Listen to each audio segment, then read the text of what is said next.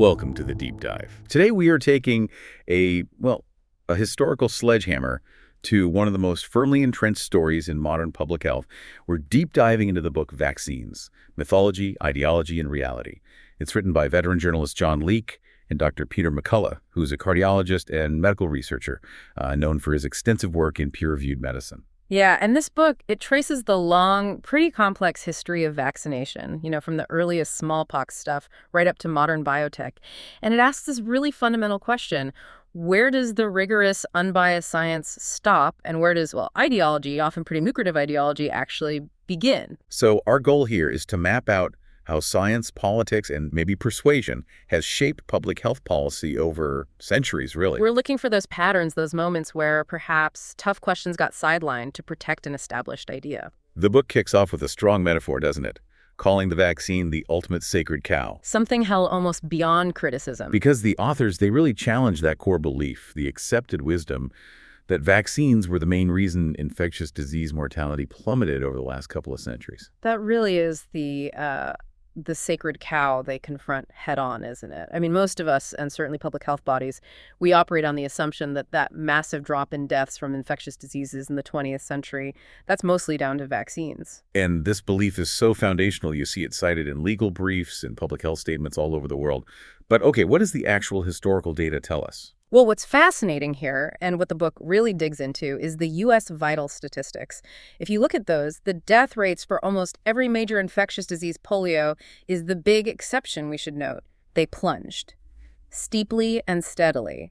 And crucially, this was before their specific vaccines were widely introduced. The book points to research showing the death rate from infectious diseases fell by, get this, 90% between 1900 and 1950. That huge victory happened largely without vaccines playing the starring role. Okay, that completely reframes things.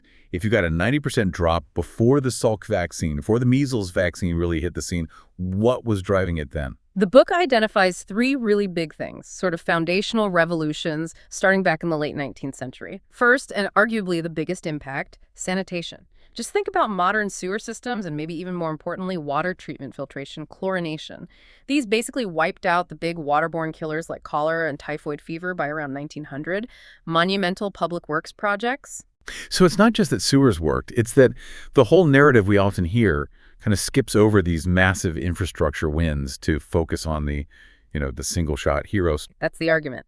Second was the big jump in nutrition and housing, better food availability, getting rid of severe malnutrition, things like scurvy, rickets, and just better living conditions. Ventilation, indoor plumbing, all that significantly boosted people's general immune health. Folks were just less likely to get severely ill and die from these diseases. Right. And the third pillar, that was actual treatments, therapeutics. Starting with sulfa antibiotics in the 30s, then penicillin becoming widely available in 1943, erythromycin in the early 50s. These things were game changers for bacterial infections, things like pneumonia, diphtheria, whooping cough. Mortality rates plummeted thanks to these drugs. So the book concludes that vaccines, they came in much later, kind of finishing off what was left after these other huge improvements had already drastically cut the death rates. So if the data points heavily towards sanitation, nutrition, and antibiotics as the heavy lifters, why this intense focus on the vaccine savior? This brings us to the historical roots, the hero narrative the book talks about, starting way back, variolation. Yeah, early 18th century Boston, variolation. It was crude. You take material from a smallpox sore and introduce it into a cut on a healthy person. Cotton Mather, the Puritan minister, learned about it from his enslaved man, Onesimus. It sounds incredibly risky. No control, no standardization. None whatsoever. That lack of control is key. Then you jump forward to Edward Jenner, late 18th century. He's the one who coined vaccine, from vaca, Latin for cow. Right, the cowpox connection, the story of the milkmaid. That's the founding myth. But the book points out his big claim, lifelong protection, was based on observing just one person, an 8-year-old boy, James Phipps, in 1796. Just one case study for forever after protection. That seems thin. It ran into problems quickly. People got vaccinated, but they still got smallpox. Vaccine failures. So how did Jenner handle that? Did he adjust the theory? Well, this is where the authors argue ideology stepped in. Instead of revising, he asserted there was genuine cowpox, which worked, and spurious cowpox, which didn't. Conveniently, the genuine kind supposedly came from horses. But he didn't prove this distinction. No, he just asserted it. It was a way to dismiss the failures without evidence, essentially protecting his theory and reputation. So right from the beginning, a kind of dogma de France. That's the argument. And this pattern, they say, continued. Smallpox outbreaks kept happening in the 19th century despite vaccination.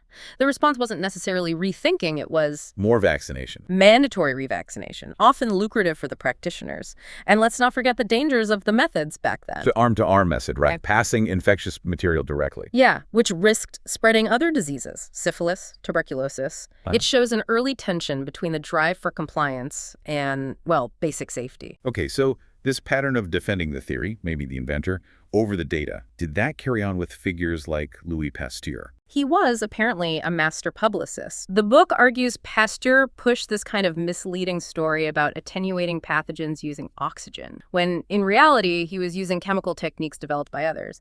But by cleverly linking his work back to Jenner, he cemented that narrative of the lone scientific genius conquering disease. It's a powerful story, even if it's sometimes, smoothed over the complexities or borrowed science. This is one of the first recurring patterns the book highlights, needing that hero figure to validate big policy changes. Okay, let's shift to the modern era, where that hero narrative collided with mass media and, frankly, fear. Polio in the 1950s. That really gripped the public consciousness, didn't it? Oh, absolutely. Intense media coverage, widespread fear. Even though at its peak in 1952, paralytic polio was still relatively rare, about 14 cases per 100,000 people. We see the pictures, the iron lungs. Yeah. It looked terrifying. The vaccine was seen as a miracle cure. And the drop in cases post-vaccine is always highlighted. But the book points out something critical happened with the numbers. What was that? After 1955, they changed how they diagnosed paralytic polio, made the criteria much stricter. How so? To count as paralytic polio, the paralysis had to stick around for more than 60 days. Before, the criteria were looser. So, they tightened the definition right when the vaccine rolled out, meaning cases that might have been counted before weren't counted after. Precisely. It basically guaranteed the numbers would look better, independent of the vaccine's actual effect on overall paralysis incidence. That's quite a revelation. And there were safety issues right away, too, weren't there? The Cutter incident? A disaster. 1955. A batch of the Salk vaccine, mass-produced, actually contained live poliovirus. It infected around 40,000 kids, led to 200 cases of paralysis, and 10 deaths. A clear result of rushing the rollout, prioritizing speed over safety checks. And contamination was another problem. Yes, the SV40 monkey virus. It was found in both the Salk and Sabin polio vaccines up until 1963. And there were concerns, suspicions, it might be linked to cancer in humans. It paints a picture of, well, systemic haste, maybe driven by that public fear and national pressure. That's the implication. When it becomes a matter of national pride or calming panic, do safety standards get compromised? Let's touch on the DTP shot, diphtheria, tetanus, pertussis.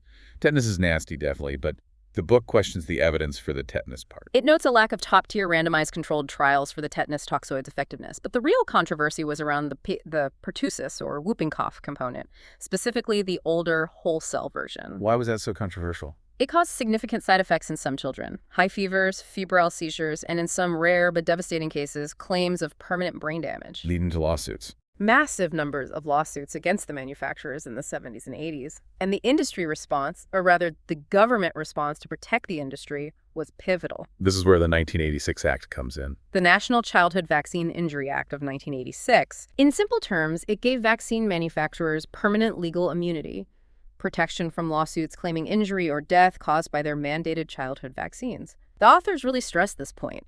This shield fundamentally changed the game, the whole incentive structure around safety, because almost immediately after it passed, you saw this explosion of new vaccines getting added to the required childhood schedule. I mean, if you take away the financial risk for the maker, what's the driving force to make things even safer? That's a really critical point about the system itself, isn't it? And this liability shield, it kind of sets the stage for what the book describes as institutional denial, especially when we get to controversies like Andrew Wakefield and the MMR vaccine. Yeah, the book frames this one very carefully. It says Wakefield's 1998 paper didn't actually claim MMR caused autism. It documented what parents were reporting links between the shot and gut problems and neurological issues. And it explicitly just recommended more research. That suggestion, according to this analysis, is what terrified the vaccine cartel. And the backlash was swift and brutal. Career-ending smear campaign. But meanwhile, behind the scenes, the legal system was grappling with the reality. You had the omnibus autism proceeding over 5,600 families claiming vaccine injury. And the government actually conceded injury privately in the Hannah Poling case. She was a child with an underlying condition, mitochondrial dysfunction, whose symptoms flared up right after getting a bunch of shots at once. But crucially, that concession was actively suppressed, kept quiet. It highlights this kind of ideological battle against even considering causation. And despite officials constantly saying, we know for sure vaccines aren't the cause, you have this staggering rise in autism prevalence. The book cites estimates like 1 in 31 kids by 2022 that cost, hundreds of thousands of American children with profound autism. The authors frame it as a massive public health crisis that gets minimized or just ignored by officials who are laser-focused on vaccine uptake. Right. The authors argue that this absolute refusal to even entertain the possibility of a link, especially when you have studies like comparative ones showing lower autism rates in unvaccinated groups, well, that it's a hallmark of this vaccine orthodoxy. The cost of that institutional denial, they argue, is immense. The book argues this autism situation is a much larger public health crisis than polio ever was, yet the official stance remains a firm denial of any vaccine connection. A categorical denial. These themes, fear, liability, protection, profit, they seem to echo through history, like the 1976 swine flu scare. Oh, yes, a classic example. Government hype based on, quote, flimsy and ambiguous evidence, a predicted pandemic that never happened. But before it fizzled out, Congress rushed through liability protection for the vaccine makers and guaranteed them profits. History repeating itself, perhaps, which leads into what the book calls the bioweapons era. This involves gain-of-function research. Right, where scientists modify viruses, sometimes making them more dangerous.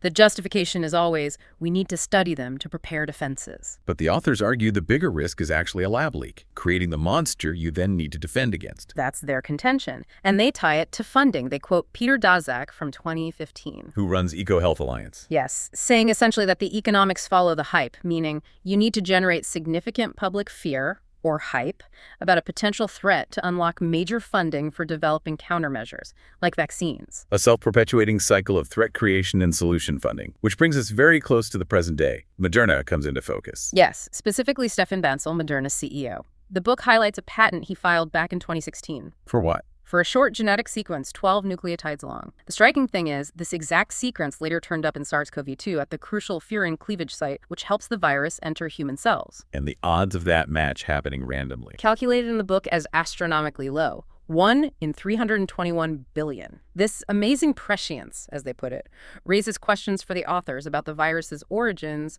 and Moderna's preparedness. Then came the COVID-19 vaccine trials in 2020. The book criticizes how they were analyzed. Yes, calling it clinical sleight of hand. Specifically, they argue Pfizer and Moderna didn't strictly follow the standard intention to treat analysis. What does that mean in practice? It means you're supposed to count outcomes for everyone randomized in the trial, regardless of whether they completed it or got sick soon after the shot. But they discounted COVID cases that occurred shortly after vaccination, before full immunity supposedly kicked in. Which would make the vaccine look more effective than it might actually have been in a real-world immediate sense. It inflates the efficacy numbers, yes, That's the criticism. And then there was the issue of hiding safety data. The FDA trying to delay release of Pfizer's data. For 55 years, initially. It took a court order to get it released much sooner. And when that early post-marketing data came out the first 90 days, it included reports of 1,223 deaths shortly following vaccination. That level of attempted secrecy doesn't build public trust. Not at all. And the book points to subsequent ethical lapses, too. CDC Director Walensky recommending the mRNA shots for pregnant women before any clinical trials had been done on them. A violation of standard medical ethics regarding pregnancy. And then there was the quote from Dr. Eric Rubin, editor of the New England Journal of Medicine, about authorizing the vaccine for children. What did he say?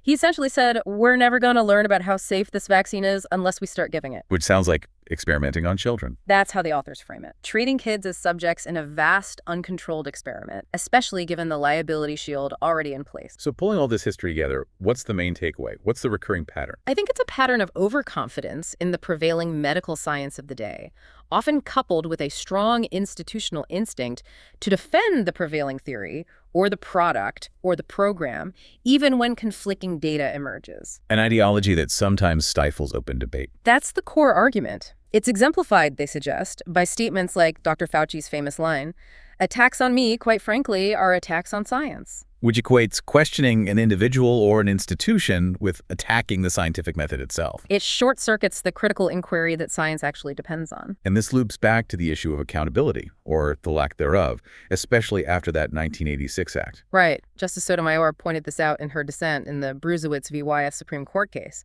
If manufacturers have no liability, where's the powerful financial incentive to make vaccines safer, to continually improve them? So what's the conclusion? What needs to change, according to this analysis? The book calls for pretty urgent reforms, things like unbiased, transparent research into the causes of the huge rise in autism, exploring genetic testing to see who might be more susceptible to adverse reactions before giving multiple shots. And maybe rethinking combination vaccines. Reconsidering packing multiple antigens into single injections, yes. The fundamental message is that the historical patterns, the ambition, the shortcuts, the defense of authority over safety seem to keep repeating. It's definitely a call for more skepticism, particularly when dealing with powerful institutions and massive financial stakes in public health.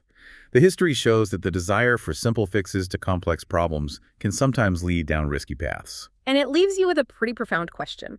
If the story we're told about health, risk, and safety is shaped by the incentives of those in power, how can we ever be sure whose truth we're really living by?